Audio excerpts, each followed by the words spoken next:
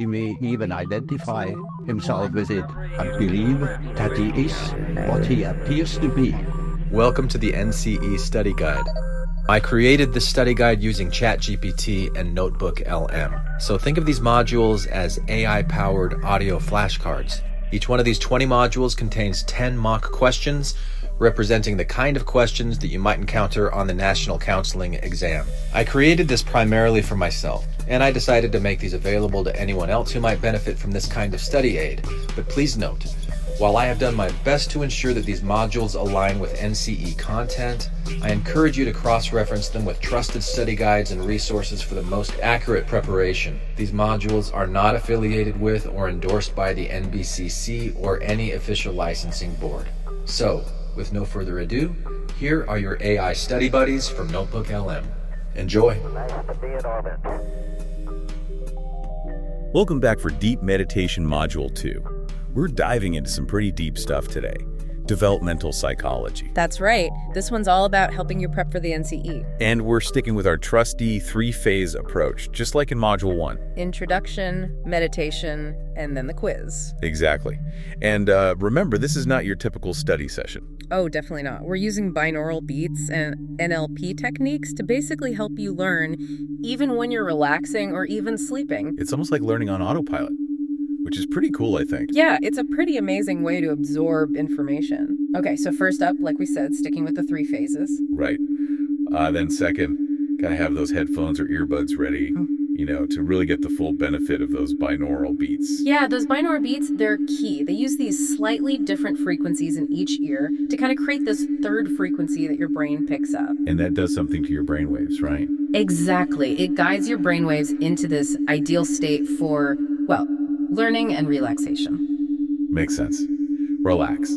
Yeah, don't stress about actively listening the whole time. Just let it wash over you. It's designed to work whether you're fully focused or drifting off. And if you're digging this whole approach, spread the love. Leave us a 5-star review, tell your friends. The more you listen, the more relaxed and confident and prepared you'll feel for that NCE. It's all about consistency. Makes sense. And finally, if you're a therapist or a student and you're looking to, bring some of this mindfulness and sound healing into your practice, reach out to the creator. We love hearing from folks who are using this in new and innovative ways. Okay, now on to the meat of it all. Yeah. The big three of developmental psychology. Ah, yes. Adler, Erikson, and Piaget. Can't talk about development without these guys. They're like the foundation, right? And Yeah. their stuff shows up on the NCE all the time. All the time. So let's break it all down in a way that's, well, both informative and easy to remember. You ready to get started? I am. Let's do it. Yeah. Start with Adler. He was the one with that whole life is a mountain climb idea, right? That's him. He called it striving for superiority, where we're all trying to reach our full potential. Not necessarily about being better than everyone else. So it's more like striving to be the best version of yourself. Exactly. But here's where it gets a little more complex. The peaks we're aiming for, he said, they're often fictional finalisms. Fictional finalisms. Yeah, these unconscious, imagined goals that kind of drive us forward.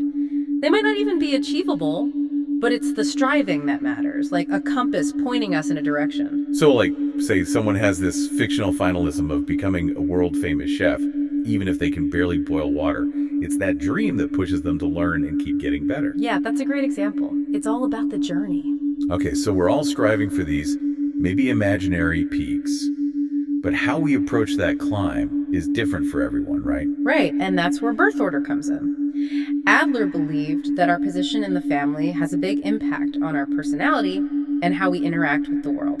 So firstborns, middle children, the youngest, they all kind of develop differently. Exactly. Think about the dynamics. Firstborns, they often get a lot of responsibility early on. Middle children, they're often the peacemakers. And the youngest, well, they might be more used to getting attention. It's funny how those birth order stereotypes often seem to, kind of ring true. It makes you wonder if there's something to it, right? And for the NCE, it's helpful to connect these ideas to Adler's concept of social interest. Social interest. He believed that a well-adjusted individual contributes to the greater good, recognizes that we're part of a larger community. So it's not just about reaching our own peak, but about helping others reach theirs as well. Exactly. And this ties into Adler's perspective on those feelings of inferiority. Which everyone feels at some point, right? Absolutely. He believed those feelings are universal, but it's how we channel them that really matters. It can either paralyze us or motivate us to grow. So it's all about how we frame those feelings. Okay. So far we've got striving for superiority, fictional finalisms, birth order, and social interest. Lot to remember with Adler. He was a pretty prolific thinker, but those are some of his key concepts, definitely important for the NCE. Okay, on to Erikson. He's the one with the 8 stages of psychosocial development, right? That's him. He saw life as this tapestry woven through those 8 stages, each one presenting a different conflict that needs resolving. So each stage is like a fork in the road, Yeah. and the choices we make shape the whole direction of our lives. Exactly. And successfully navigating those conflicts leads to a healthy, well-rounded personality. Let's break down a few of those stages, the ones you're most likely to see on the NCE. Sounds good. So it all starts with trust versus mistrust in infancy. Babies need to learn if the world is safe and reliable. If their needs are met, they develop trust. If not, they could struggle with mistrust later on. Exactly. And then later, Erikson was really interested in the teenage years, that whole identity versus role confusion thing. Yeah, teens trying to figure out who they are, where they fit in. It can be a pretty intense time. It is. They're exploring and experimenting, but there's also a lot of uncertainty and self-doubt. And for those who struggle to form a solid sense of self during this stage, it can lead to that role confusion, feeling lost, Yeah, I can definitely relate to that. It's like trying on different hats to see which one fits. Yeah. But sometimes feeling like none of them really do. Exactly. And so, successfully resolving that conflict in adolescence is super crucial for a strong sense of self moving forward. Okay, makes sense. Yeah. So what comes after that? Well, as we move into adulthood, those conflicts, they evolve. Young adulthood is all about intimacy versus isolation. Can we form close, loving relationships, or are we afraid of that vulnerability? That's a big one for sure. And then there's generativity versus stagnation, right, when we hit middle age. Right. That's about finding meaning beyond ourselves, contributing to something larger than our own lives, raising a family, building a career, making a difference in the community. It's about that sense of purpose, leaving a positive mark. Exactly. And if we don't find that, we risk feeling stuck, unfulfilled. Right, that stagnation that Erikson was talking about. Exactly. And then finally, as we reach our later years, there's integrity versus despair. Oh, wow, yeah. Reflecting on our lives, feeling satisfied or full of regret. It is pretty heavy stuff. Do we feel good about the life we've lived? Or are we filled with regret? Tough questions to face. It seems like each of Erikson's stages presents this unique challenge, a turning point that shapes our path. It does. And understanding these stages, it's incredibly helpful for the NCE, but it's also helpful for just understanding ourselves and others better. Absolutely. Okay, we've tackled Adler and Erikson. You ready for Piaget? His stages of cognitive development always seemed a little tricky to me.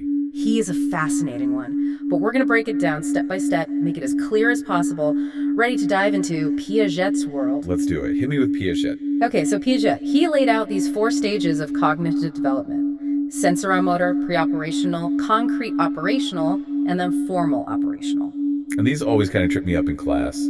But you said it's not just about memorizing the stages, right? Right. It's about understanding what's really changing in the way kids think at each level, how their thinking process is actually evolving. Got it. So it's less about what they know and more about how they're processing information. Exactly. It's those fundamental shifts in how they see the world and how they interact with it. So we start with that sensoromotor stage. This is where babies rule. Yes, the land of drool and rattles and discovering everything. So what's going on in their brains at that point? They're all about using those senses and motor skills to explore. Think grabbing, sucking, shaking. It's all about learning through direct experience. So basically a very hands-on, or should I say mouths-on approach to life. Exactly. And a huge milestone here is object permanence. Remember that aha moment when a baby realizes a toy hidden under a blanket still exists. Yeah, it's like they've just unlocked this whole new level of understanding about how things work. Right. Before that, it's literally out of sight, out of mind. But once they get object permanence, it's like, boom, things exist even when they can't see them. Big cognitive leap. It is. Okay, so they graduate from sensoromotor, then they head into pre-operational. What happens in this stage? What are they up to now? Now they're starting to use symbols and language, but their thinking is still pretty egocentric. It's all about their perspective. So, like, everyone sees and experiences things exactly as they do. Exactly. It's all about their point of view. Classic example, you play hide and seek with a pre-operational kid. If they can't see you, they think you can't see them either. Oh, that's so true. I've totally seen that. No wonder they love pretend play during this stage. They're just creating their own world.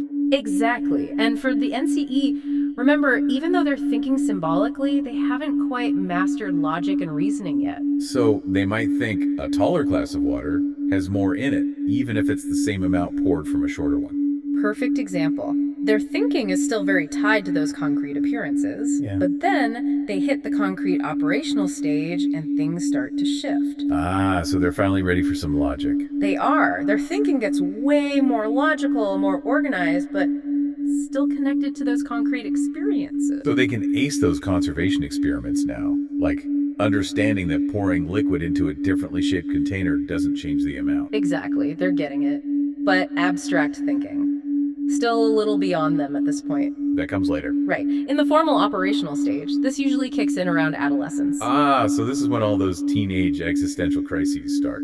You could say that. Now they can think abstractly, reason hypothetically. They can really start challenging the status quo. Makes sense why teenagers start questioning everything. They finally have the mental tools to do it. Exactly. And it's important to remember, for the NCE, Piaget believed these stages follow a certain sequence.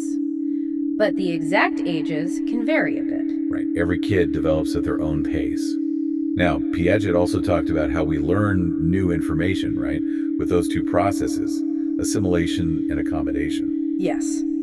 Assimilation is like trying to fit new info into what we already know. Think of a kid who has a schema for dog. They see a furry, four-legged creature and call it a dog, even if it's a cat. They're assimilating that new info into their dog schema. So it's like taking a new file and trying to cram it into an already full folder. Yeah, kind of. But then there's accommodation. This one we have to adjust our understanding to make room for new knowledge that doesn't quite fit. So in the dog example, accommodation happens when the kid realizes that cats and dogs are different, even though they share some similarities. Exactly. It's about modifying those mental folders to make room for new information. And this back and forth between assimilation and accommodation, it's happening all the time, not just in childhood. So our brains are constantly remodeling themselves, basically. That's amazing. It is. And so there we have it. Adler's striving for superiority, Erikson's 8 stages, Piaget, and his 4 stages of cognitive development. Feeling ready to tackle those NCE essays now. Definitely feeling more confident. It's like we've had this crash course in the minds of these, like, developmental giants. That's the goal. And remember, this stuff isn't just for the exam. It can really help you understand people, yourself, your clients, everyone. That's so true. And I actually feel pretty relaxed after all that. Those binaural beats have been doing their thing in the background. They have. It's amazing how much they can enhance learning, even without us realizing it. Wow, we've really covered a lot of ground. Climbed Mount Adler with, that striving for superiority, explored Erikson's tapestry of life, and I think we even built a whole cathedral of knowledge with Piaget, right? Yeah, it's pretty incredible how relevant these theories are, even decades later. They really give us this framework for understanding, like, human behavior, development, all the challenges we face in life. Yeah, and speaking of challenges, it's almost time for the quiz part of this module. But before we jump into that, I just gotta say, I'm really impressed with this whole 3-phase approach. Yeah, me too. It's pretty brilliant. Combining those in-depth introductions, then the targeted meditation, and a quiz that's, modeled after the NCE. It's like we've hacked learning or something. Using those binaural beats, the NRP techniques, really embedding this knowledge deep down, And the best part, it's so relaxing. Who knew studying for the NCE could be so chill? It's like a spa day for your brain. Okay, so feeling refreshed, intellectually stimulated, ready to test what you've learned. And remember, the quiz is designed to help you pinpoint any areas where you might need a little more review. Okay, so don't sweat it if you don't get every question right the first time. It's a process. It is. And even if you don't ace it right away, those binaural beats, they're still working in the background. Subtly reinforcing all those concepts while you sleep. Pretty neat, huh? So take a deep breath, relax, and let the meditation begin. Those binaural beats are going to help these concepts really sink in, even if you drift off. And when you wake up, you'll be ready to tackle Part C, the quiz. Until then, happy studying. And sweet dreams. This meditation series has been carefully designed using powerful sound frequencies intended to entrain your neurons to simulate alpha, theta, delta, and gamma brainwave states in a specific order and duration, using binaural audio beats that follow the golden ratio pattern of relationship found throughout nature for the purpose of deep healing. This meditation has been carefully designed to reduce and transmute your daily stress, to help you prepare for the NCE, and to provide recurring self-care reinforcement through neural entrainment throughout your career in the mental health field. By the end of this meditation series, you will understand all of those words, and so much more, in ways that words alone cannot express.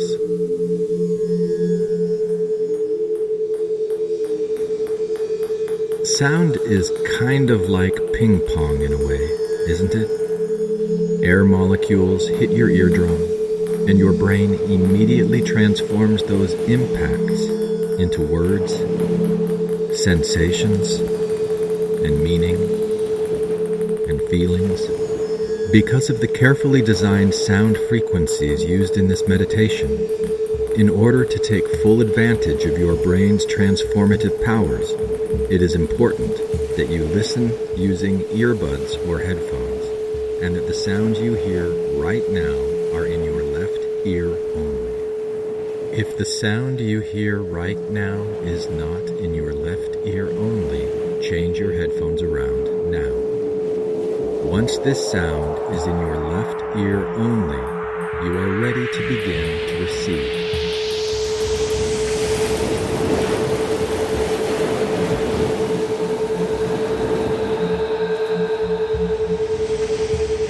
Settle into a comfortable position and begin breathing deeply.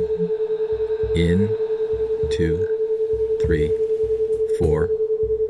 Out, 2, 3, 4.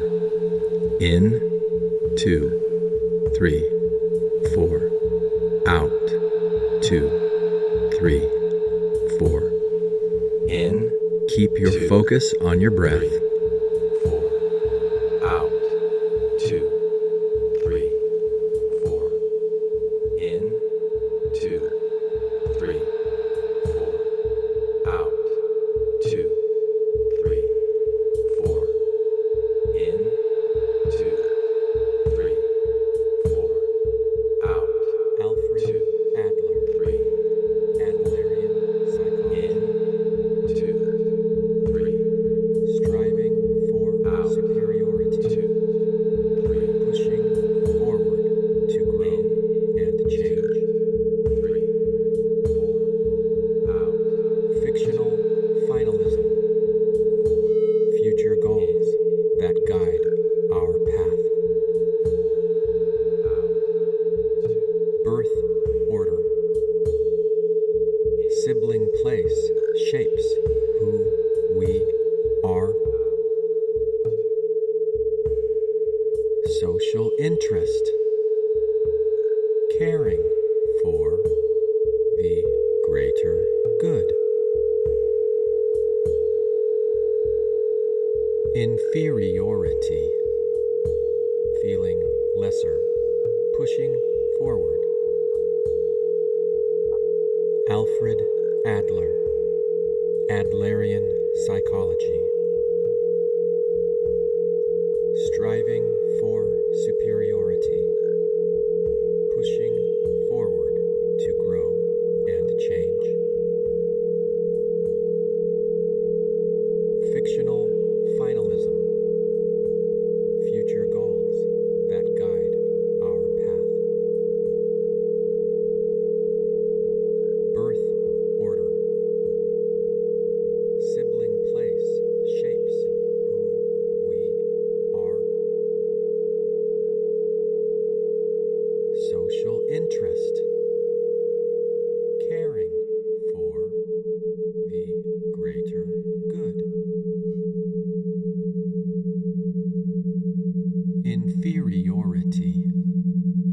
feeling lesser, pushing forward.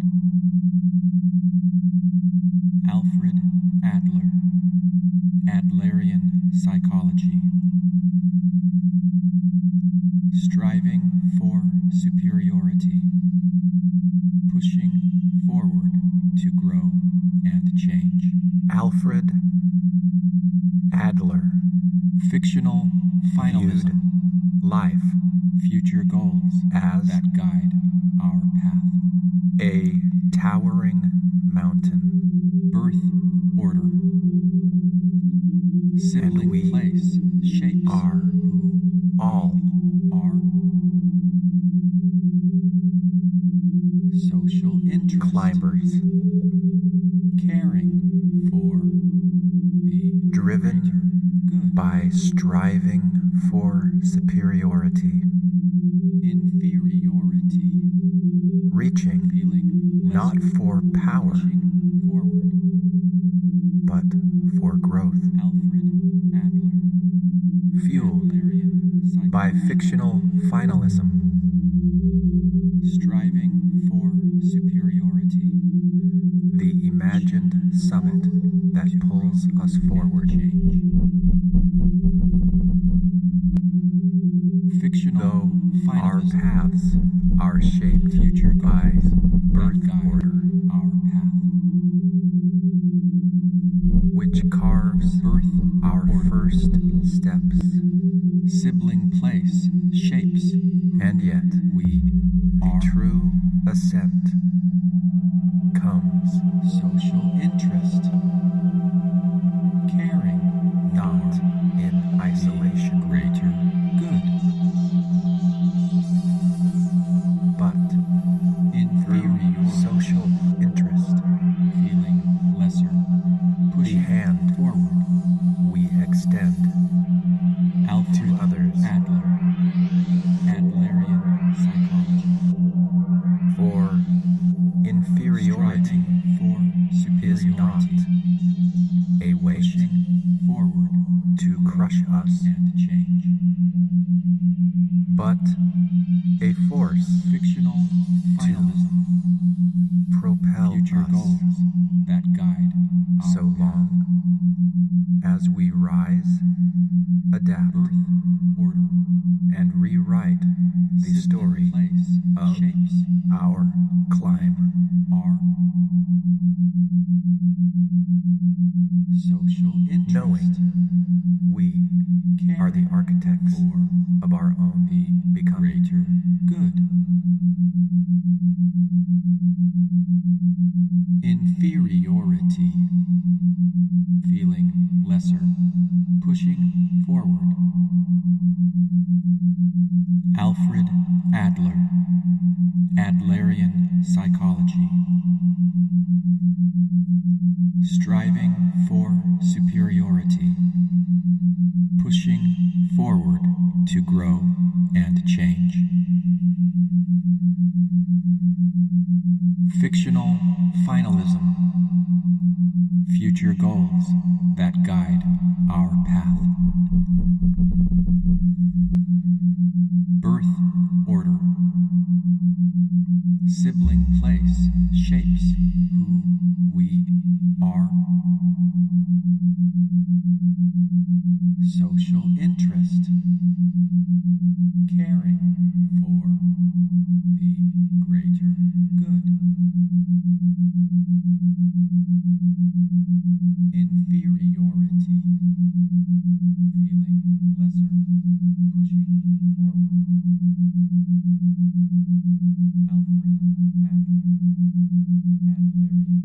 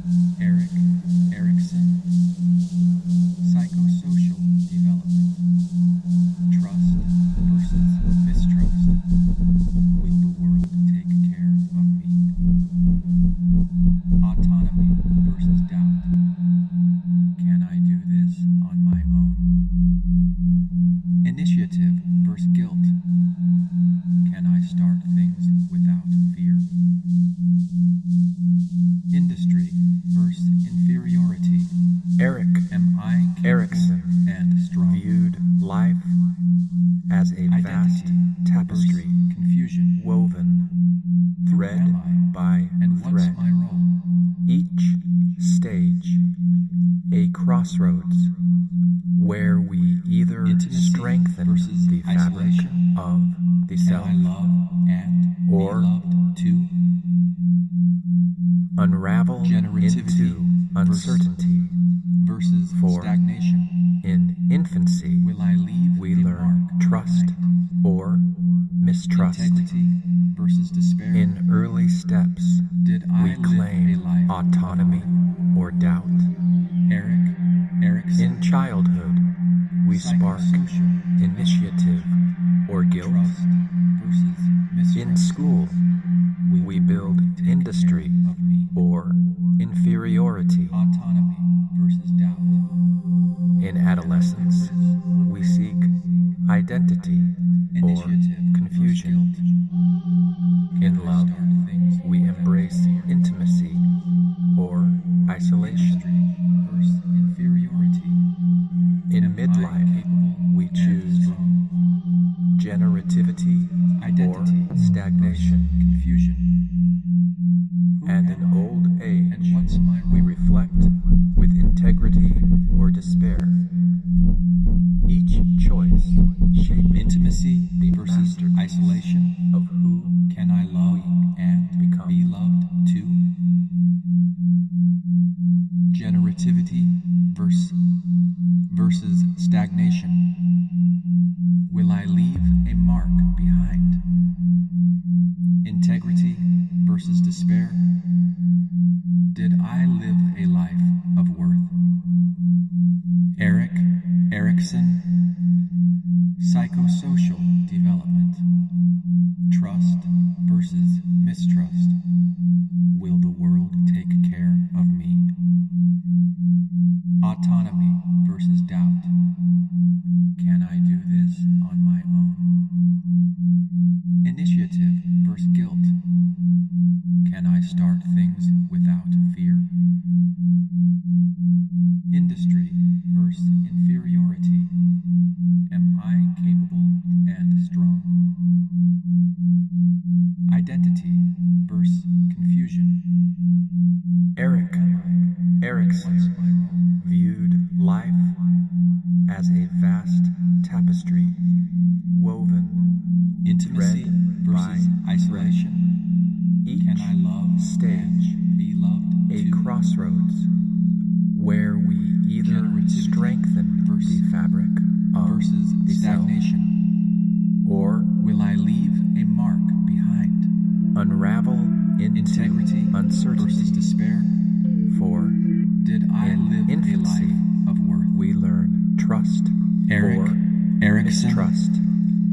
Psychosocial in early steps, we claim trust autonomy or doubt. Will the world in childhood of me? We spark initiative autonomy versus or guilt. Doubt. Can I do school, this on my own? We build industry initiative or inferiority. Guilt. Can I start things without fear? In adolescence, we seek industry identity versus or inferiority. Confusion. Am I capable in love and strong? We embrace intimacy or identity isolation versus confusion. Who am I? In midlife, and what's we choose role? Generativity or stagnation. Intimacy versus age, isolation. We reflect. Can I love integrity and or despair? Too. Each choice shaping generativity the masterpiece versus stagnation we become. Will I leave a mark behind? Integrity versus despair. Did I live a life of worth? Erikson.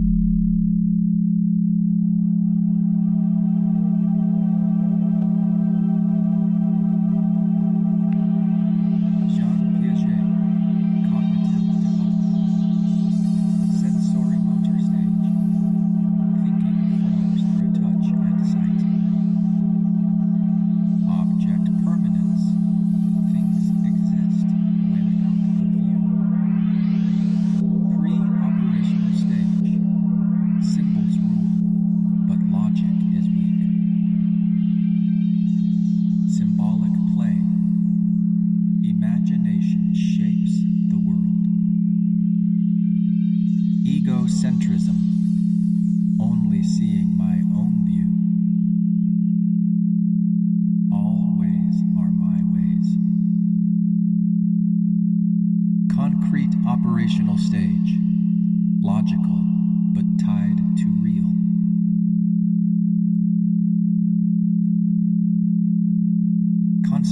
Conservation, things stay same despite their shape. Formal operational According stage. to Jean Piaget, Formal operational the stage. mind is a cathedral Abstract thought built and reasoning in stages abstract reasoning. where infants in the sensory motor stage Reasoning. grasp and move Thinking far until they uncover object permanence, thought. where young children in Step the by step. pre-operational stage Assimilation. paint the world with The old symbolic play, yet accommodation. remain Changing bound thoughts to by fit what's egocentrism, where school-age Jean thinkers Piaget, in cognitive development. the concrete operational Sensory motor stage master Thinking forms conservation through touch and sight. logic, but Object stay tethered permanence. to Things the exist tangible, when out of and view. where adolescents Pre-operational in stage. the formal Symbols operational rule, stage but logic break is free, soaring into Symbolic abstract play. reasoning and Imagination deductive shapes thoughts, the world. constructing knowledge through Egocentrism. the endless Only dance seeing of my own view. assimilation, All ways are and my ways. accommodation, Concrete operational stage. shaping Logical. reality Tied to real. as they learn to shape their own Conservation. minds. Things stay same. According to despite Jean their shape. Piaget, the mind Operational is a stage. cathedral built Formal in operational stage. stages Abstract thought and reasoning.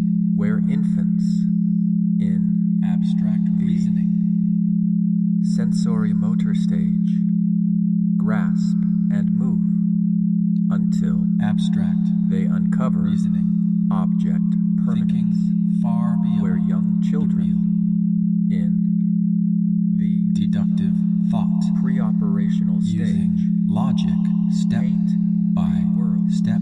with symbolic play, Assimilation. yet Fitting new remain into bound the old. by egocentrism, Accommodation. Changing thoughts to fit Where what's new. age thinkers in the concrete operational stage Jean Piaget, cognitive development. and logic, Sensory motor stage. but stay Thinking tethered forms through touch and sight. and Object permanence. Things exist when out of view. Pre-operational stage. Symbols rule, but logic is weak. Symbolic play. Imagination shapes the world. Egocentrism. Only seeing my own view. accommodation, All ways are my Shaping ways. reality, as they Concrete learn operational to shape stage. Logical, but tied own to real. minds.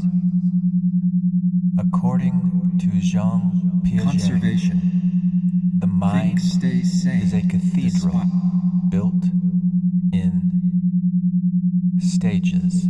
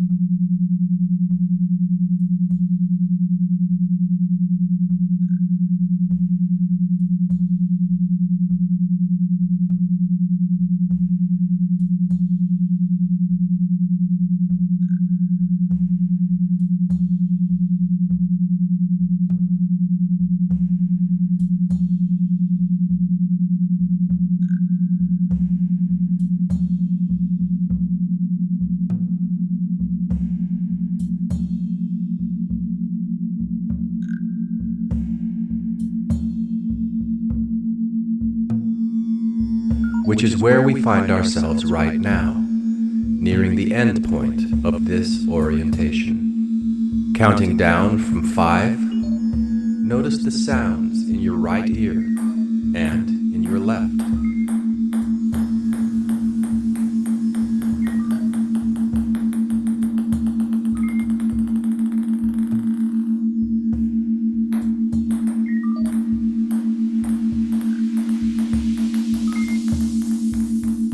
4. Gently wiggle your fingers and your toes.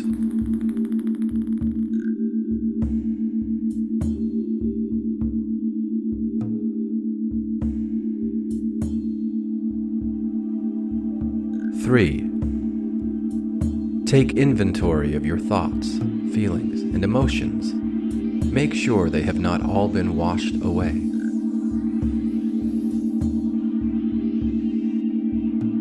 2. Get ready to remove your earbuds or headphones and feel more attuned to the motion all around you.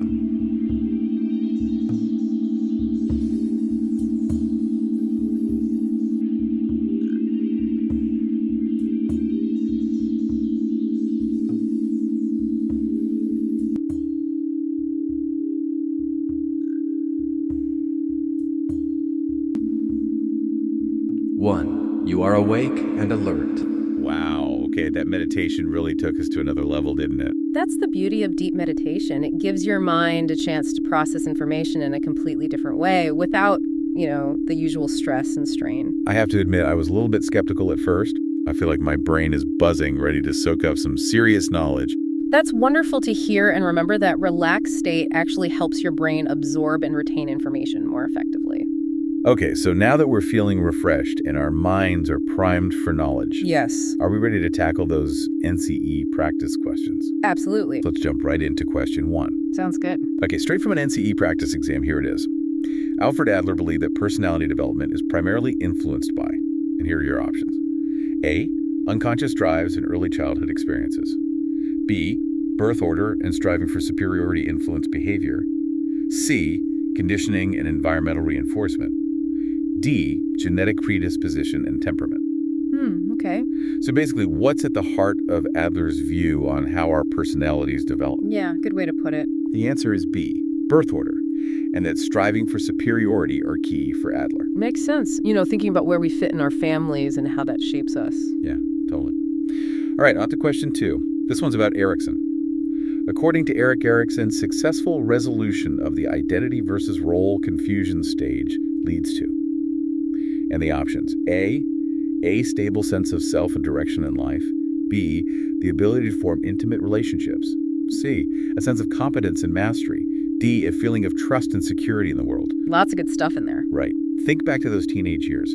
What's the big win if we navigate that stage well? What's that positive outcome Erikson's talking about? Finding yourself, basically.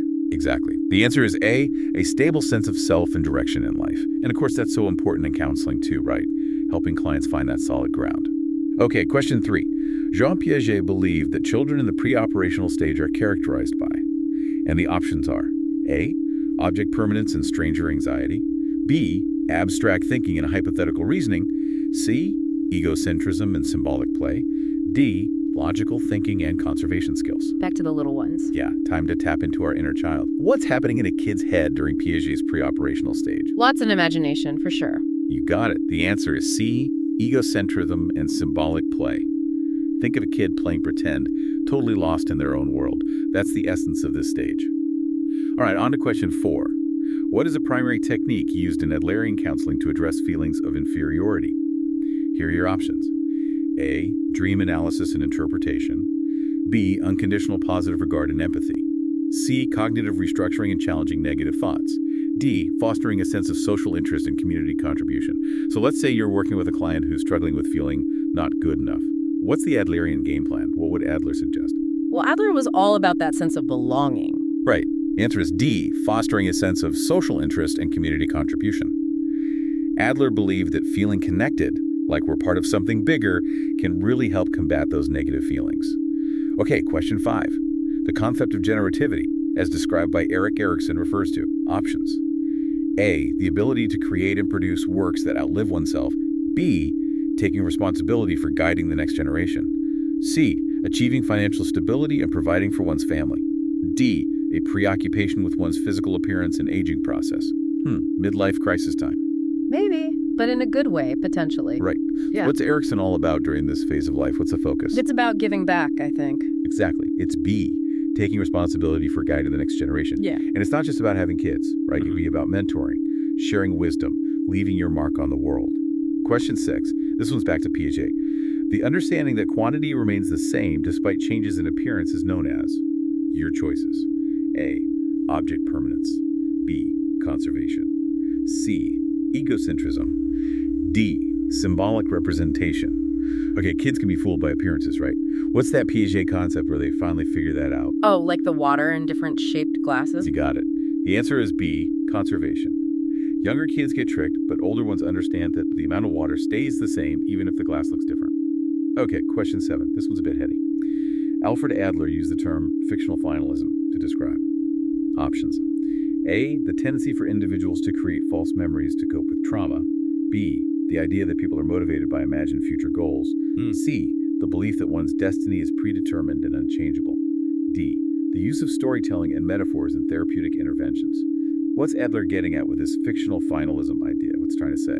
I think he's talking about how our vision of the future shapes us. You're exactly right. The answer is B. The idea that people are motivated by imagined future goals. Yep. Like we're pulled forward by the picture we paint of our future, even if it's not totally realistic. Okay, on to question 8. The central conflict of Erikson's late adulthood stage is options. A. Integrity versus despair. B. Generativity versus stagnation. C. Intimacy versus isolation. D. Identity versus role confusion. So we're on to the golden years. What's the key struggle, according to Erikson, in this final stage? Reflecting on life, I guess. Absolutely. The answer is A. Integrity versus despair. Looking back, do we feel good about our life or full of regrets? That's what's at stake here. Right, almost there. Question 9. Which of the following is an example of Piaget's concept of assimilation? And here are your options. A. A child learns to ride a bike after falling off several times. B. A toddler calling all four-legged animals dogs based on prior knowledge. C. A teenager changes their style to fit in with a new group of friends. Right. D. An adult modifies their recipe after trying a new ingredient. Kids learn by fitting new info into what they already know, right? What's that Piaget term for this? Oh, I remember this one. It's, Yeah, it's a class. assimilation. You got it. It's B. A toddler calling all four-legged animals dogs based on what they already know. We've all seen those cute but totally mislabeled drawings kids make. That's assimilation in action. Okay. Last one, question 10. According to Alfred Adler, social interest refers to options. A. The desire to be popular and well-liked by others. B. The ability to navigate social situations with ease and confidence. C. Recognizing the importance of contributing to the well-being of others. D. A preference for spending time with others rather than being alone. So back to Adler. What's the deal with this social interest thing he's always going on about? What does it really mean? It's about being part of something bigger than yourself. You nailed it. The answer is C. Recognizing the importance of contributing to the well-being of others. Adler believed that feeling part of the community, contributing to something bigger, is essential for well-being. It's interesting, right? We've talked about 3 different theorists, but they all touch on this idea of connection, belonging, contributing. It seems like a pretty crucial theme for healthy development. I think you're right. Something to think about, for sure. And hey, isn't that what counseling's all about, too?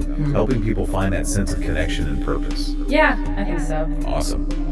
Well, that's 10 questions down. Good luck with your NCE prep, everyone. Keep digging deeper into these fascinating thinkers. You got this. And we'll be back with another deep dive soon. 3. Nice to be in orbit.